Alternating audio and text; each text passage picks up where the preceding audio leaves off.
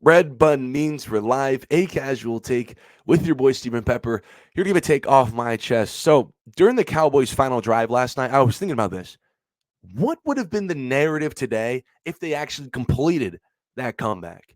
You know, down 17, fourth quarter, on the road, Sunday night football against a team that has just owned them, to say the least, in the last couple of years, including a couple playoff losses. After the first play, thank God I snapped out of my I snapped back to my senses. I'm like, this is the Cowgirls we're talking about, bro.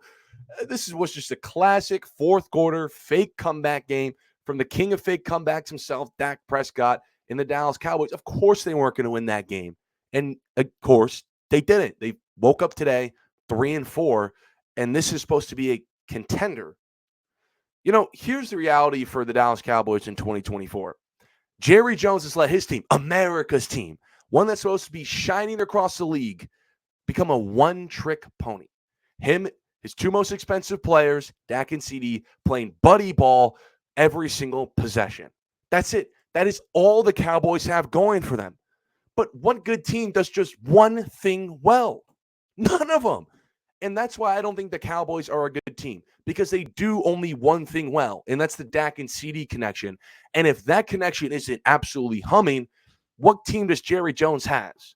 One with the oldest running back room in the league, one without a reliable number two playmaker, one that absolutely doesn't play defense, one with questionable play calling, and one with a quarterback, the highest paid player in league history, by the way, that can't keep turning the damn ball over when the game matters. That's the Dallas Cowboys for you. Does that sound like a good team? I don't think so. Because you know what the good teams do? Like the Lions, the Packers, hell, even the 49ers. They do more than that. They actually try to establish somewhat of a run game. They spread the ball out to multiple legitimate threats. They actually play defense. They call good plays, and their quarterback tries to limit the turnovers. That's what good teams do. Dallas does none of that. Not one thing does Dallas do out of any of that well. They don't. And that's why they're 3-4 today.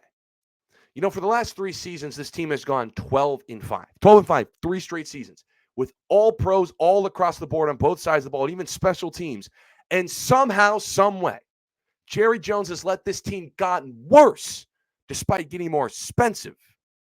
You would think this team would have stayed the course, having all these all pros on the board. But no, they've gotten worse today. Now, it's not uncommon knowledge that if a team has to pay some players, they're going to have some holes in some areas. They might miss a left guard, might be out without a slot receiver or a safety in the back end.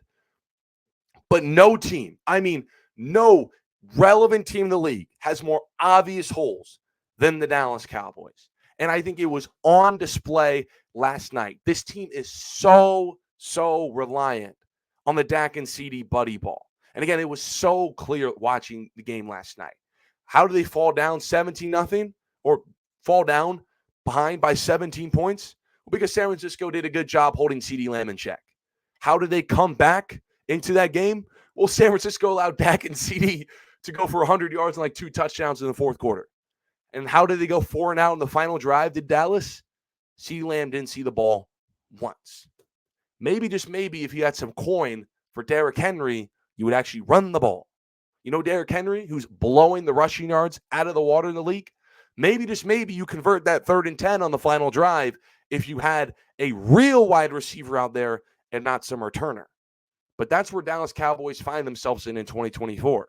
11 teams, not across the league, in the NFC, have more wins than the Dallas Cowboys this season.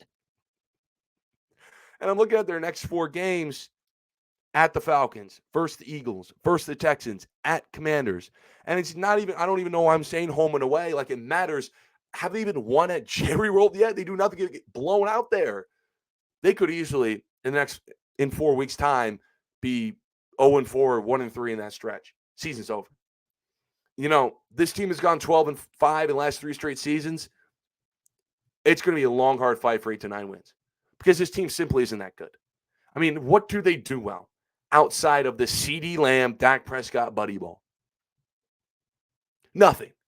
And when that CD Lamb buddy ball isn't humming, when it's humming, the offense looks good, looks elite. They can score on anybody. But when it's not, that can't even get first downs, and they're not even playing defense. They're not even running the ball. McCarthy's calling questionable plays, and Dak 3 straight games with 2 interceptions. That's why they're 3-4. And Jerry Jones, who's the owner, the GM, the pseudo star of the show, has let his team, America's team, that hasn't been to a Super Bowl in 30 years, that has been a contender for the last 3, fall to a one-trick pony that is very likely going to miss the playoffs. But I appreciate everyone for tuning in to this episode of A Casual Take. Follow my social media to stay updated on all things related to the show. Until next time, see you.